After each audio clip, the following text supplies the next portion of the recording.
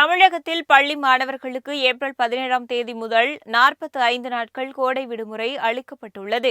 தமிழகத்தில் மாநில பாடத்திட்டத்தில் படிக்கும் அனைத்து பள்ளி மாணவர்களுக்கான ஆண்டு இறுதித் தேர்வு நிறைவடைந்துள்ளதால் ஏப்ரல் 17ஆம் தேதி முதல் மாணவர்களுக்கு கோடை விடுமுறை அளிக்கப்படுகிறது.